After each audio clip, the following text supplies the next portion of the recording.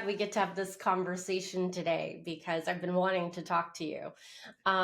In the entrepreneurial companies that we work with, whether it's in a private engagement or a year-long leadership program or one-on-one coaching, I run into the same scenarios again and again. And I know you do too. I know that's why we have a really robust toolbox. But I wanted to get some of your thoughts around this. So, a lot of times in entrepreneurial companies, when the tension and pressure is on, the not the best features of us as human beings or individuals can come forward in that stress and pressure. And what I deal with when I'm supporting some of our clients is that they want to tell people the harsh truth about their behavior. Yeah. I think that is kind of like a misunderstanding of, kind of like that concept of no, I need to just tell them. Yeah. And while we believe in clear, direct communication, there is something else we teach about that. So Yeah. I wanted to get your support with that because I've been hearing that a lot lately. Like, no, this is that bad behavior and I've got to call it out. Yeah. And I'm like, no, because that won't go good. Yes. But how do you help people with that? Yes. It's, gosh, it's such a good question. And I think it's coming up in our work more and more. So I'm super glad you brought this question today. And I think it's coming up more and more because the world is changing faster and faster. And we're also in kind of an economic time and a time in business where things are harder. Like we have a lot of businesses that are not doing as well as they did last year or the year before or the year before that, right? Like it's a hard time. Okay, so during those hard times, the thing is, we're human beings. And so one of the things we talk about a lot is that we need to learn how to keep ourselves in self-leadership. We need to learn how to show up well, even under stress, pressure, challenge, change. That even as things are getting harder and harder, we actually can't do a good job in the business if we aren't showing up well. If we're showing up in a place that's highly reactive, we're not going to have good discussions, good decisions. In fact, we're going to have terrible interactions with other people if we're not in a good place. Okay. So I want to talk about that for just a second. The part of like, well, what does it mean to not be in a good place? Yeah. Okay. Yeah. Of course, if I'm professional, I'm thinking, no, Yes. I'm in a good place, but I still have to bring this forward. So how do I really recognize Yes. no and get like, yes, go ahead. Sorry. But yeah. Yes. So maybe you are in a situation. I'll give a common one. This happens a lot in the businesses we work with, where we have CEO founders who love, well, not just love, they feel the need to make last minute changes. Okay. Last minute changes in a product or a program or a presentation. Last minute changes. Okay. And they are extremely difficult and costly for the team to implement. Okay. And it's it's a universal tension. Let me just say that. Yes. But during times of challenge and change, it can feel like it's over the top because it's already hard to get a good result. Right. So then when somebody comes to make a last minute change that they truly believe is worth it, is going to make a big difference, but that places so much, pressure on the pressure and challenge on the team that their confidence tanks. They're going into place of thinking they can't do it. Then we wind up often with an environment, if people don't know how to show up and interact well, we end up with an environment that gets bad. Tenser. It's like Yes. if there was a temperature gauge on the tension, it would just be getting hotter in here. Exactly. And so I want to go back for a moment and just talk about what it looks like when you're in a level of tension, that's okay. It's not terribly reactive. You can still think. And when you're in a place of tension where you're no longer able to control your behavior and think well. Okay. And for everybody, it can be different. We're all human. We're all wired differently. But we've come up with a way to talk about it that I think is super handy. And this is a 2x2 of how we interact, both kind of on the positive side, like our superpower, and also our natural defense style. So this axis is all about how we act in situations of stress and challenge. So are we a person who wants to decide and act, or are we a person that wants to think and strategize? Okay. And I think you can, think about which are you? It's like, what do you have the urge to do when things are really, tense and heated? For me, I want to think about it more. A deadline is terrifying if I'm under stress and pressure. I want to think about it. My husband, he wants to decide like yesterday. I mean, he would like to decide right after you say the sentence, right? Like, and just move on, move forward. Move forward. Just do something. Do it now. Okay. Yeah. And then this is about how we interact with people when we're under stress and challenge. Do we want to confront and engage?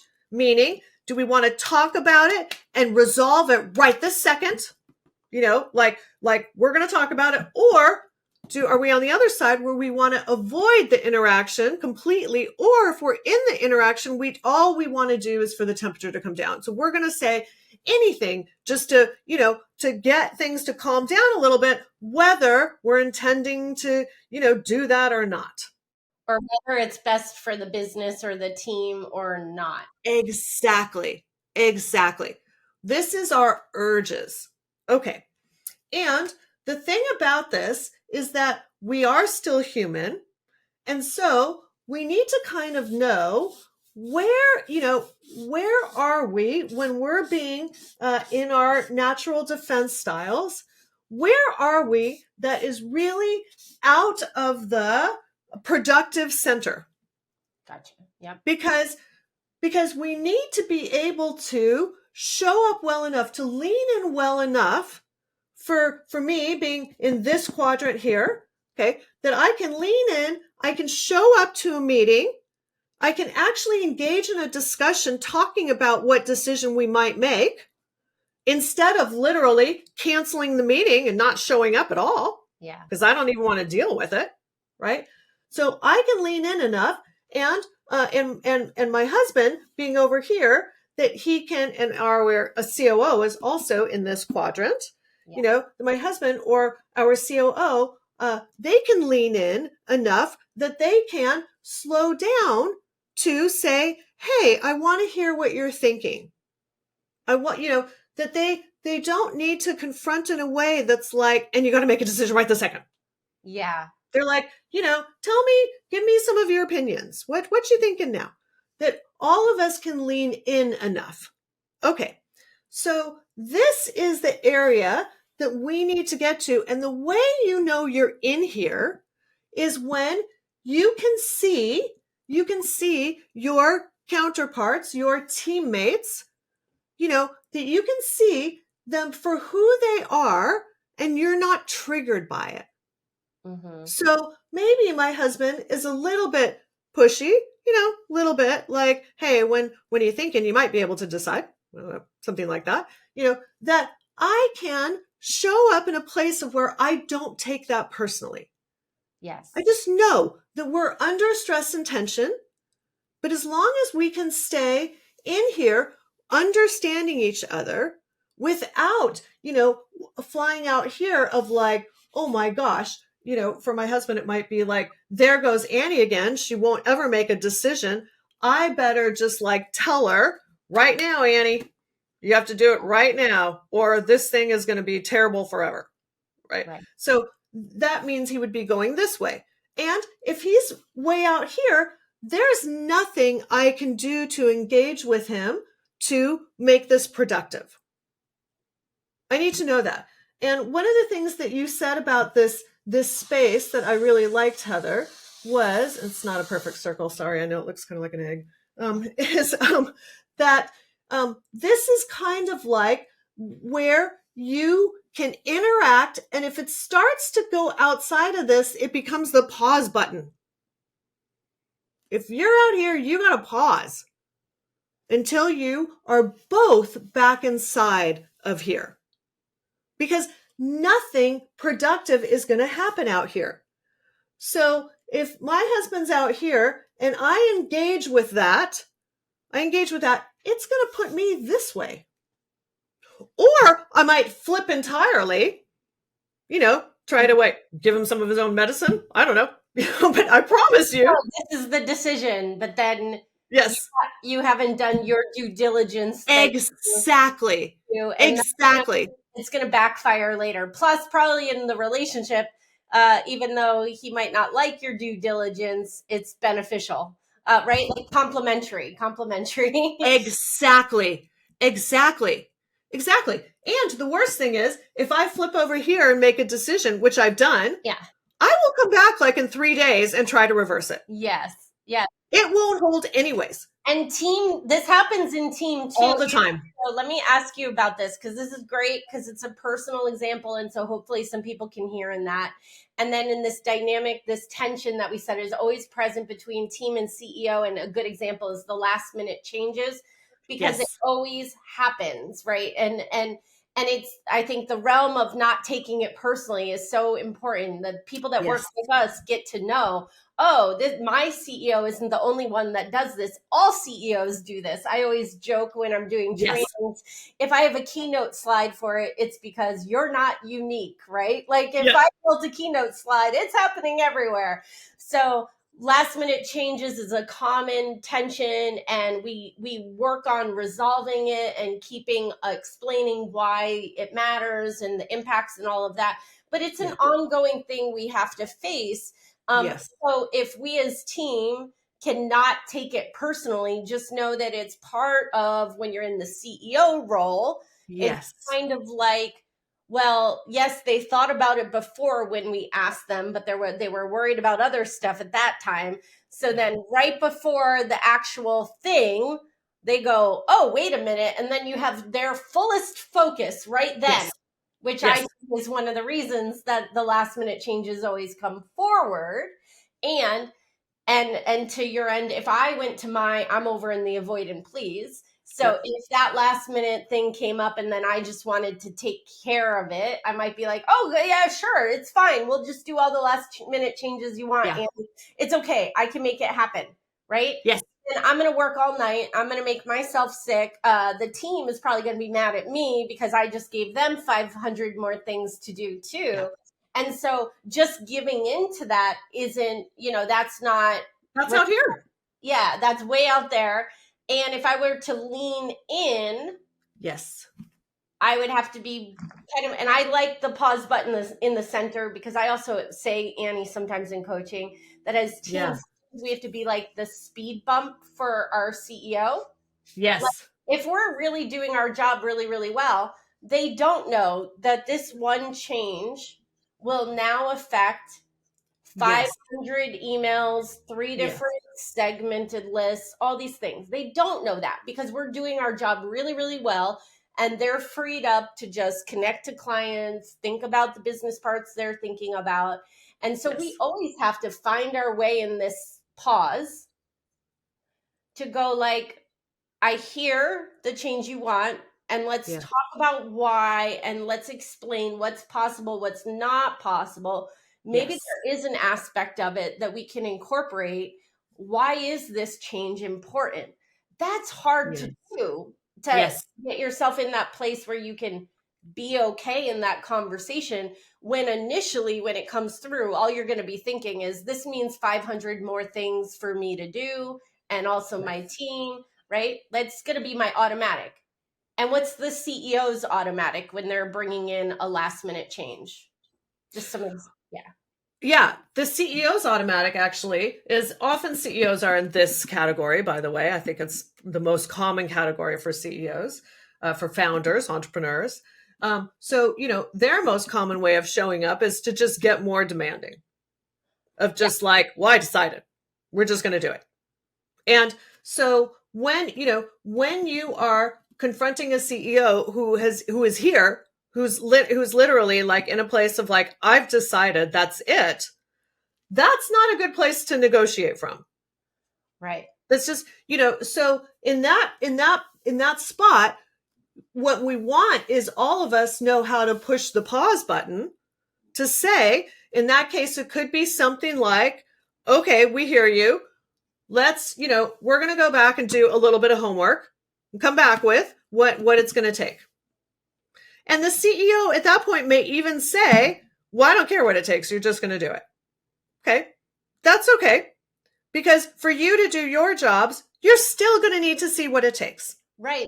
You're still going to need to do that kind of homework, and you'll have an opportunity to come back with that. So I actually, are you saying like if I was in that spot, I don't actually have to like fight it out in that moment to win? Like, no, Nope. you can't have this change. Let me keep telling you why. It's what you said of like, have you either you say I have to go away and do some homework, and they say, I don't care. You're just gonna do it. I'm the CEO, something like that. Yeah. Not to make CEOs like bad guys here, but No. that, sometimes they feel the pressure and they Yeah. have authority, they have rank or something. So they go to that because they want what they want. This is human nature. But Correct. it's human nature to want to get you to understand and resolve it right now. Whereas you're saying the team member part is to know, well, I still have to go away and think about this, Yes. go get some more data. What does Yep. this really impact? Maybe sometimes we feel like it's a big deal and it's actually not a big deal. Right. There's a really easy compromise that'll meet most of what we think. Yep. And so Yep. you still have to kind of go away. So don't just let it be and say pause and Yes. go do your homework and then have another conversation. Absolutely. And the thing is that the homework and where you're going to come from for the conversation is not from a place of, you know what, the way you made that demand and just made a unilateral decision and didn't even include us, like that doesn't work for us. Okay. That's not a good place to engage from. It's Mhm. just not going to work, because then you're in a power struggle. And who's going to win the power struggle? Not you. Very Like, it's personal. just it goes terrible. So when you go back to do your homework, you are going to approach it from the business lens. From the business lens, you have a chance to think about, maybe even, ask what is the we're thinking the purpose for this change is this part, and that, are you thinking you can get, an extra $500,000 of sales from making this last minute change? Or are you thinking it's only 10,000 of sales, or whatever it is? It's like, we are going to look at it through the business lens, because that's our responsibility. Yeah. That's our job. And we're going to do our best to not let our human emotional parts get in the way. But we still have to work with other humans. The Yeah. thing that I want everybody to know is that just because somebody on your team, and this is going to be all of us at one time or another, Yeah. just because somebody else is outside of this, this green, productive interaction spot, that does not mean that we get a pass and we get to be in that spot and not take responsibility for coming into this spot. Mm-hmm. This being in this green part is our responsibility, no matter how anybody else shows up. Yeah. That's the part that we need to get good at, that we need to get the leadership and the self-leadership skills to get ourselves out of this reactive space and into the place where we can show up as the thinking, productive, good interacting people that the business needs. Awesome. And, and sometimes people say, but, what do I do if my boss is constantly out here? What do I do if I have a team member that I feel is constantly out here and we're always, we're never making any progress. We're always engaged that way. Okay. The first thing I want people to know is if you're always engaged from these spots, you're not here. I promise. Mm-hmm. Because to engage with somebody out here, you need to be out here. Mm-hmm. Otherwise, the engagement doesn't even work. You can't, we can't fight about somebody, breaking their agreement over moral, over a feeling of, moral right and wrong. Priority. This is the right way to behave. This is the wrong way to behave. It's like, Yes, yeah, we can't. It's not like when we're out here, we have all these expectations of how others should behave and what it means. yeah, We're being super judgmental out here. yeah. We're the deciders of right and wrong out here. And so if this goes on in any kind of relationship in the business, you have a part. And 99% of the time, if it's not changing, you're not here. Gotcha. Yeah. Because they can't stay out here if you're here. It's not possible. It's not really possible. Could it get to a point where you just can't, there's not a way to engage productively because you have to hit the pause button every time you meet with them?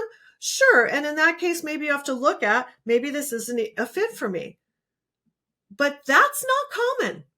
Yeah. I want people to know that that actually is not that common. It's more common, much more common that we have people, when we get an environment that is not working, it's because everybody's out here. For sure. And then you change your behavior and you get in that productive zone that you've changed. So now the Yes, environment has to respond to that change. So that's that's right. the only thing you have power to do. And That's right. I noticed one thing, like just to wrap up our time today, Annie, Yeah. when they were out in that far outside of the zone, the language was more like you made a last minute and unilateral decision and that doesn't work. So it was in the you, like personal, Yes. virtual. When you talked about that center productive zone, you said the business needs. Yes. And I want to emphasize for people like that's a good clue in.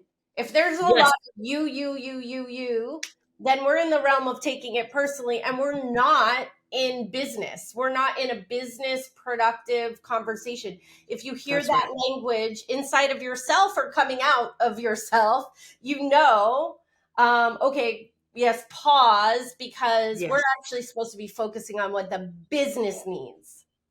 Exactly. It's actually one of the best things about business is that we come together to get business results.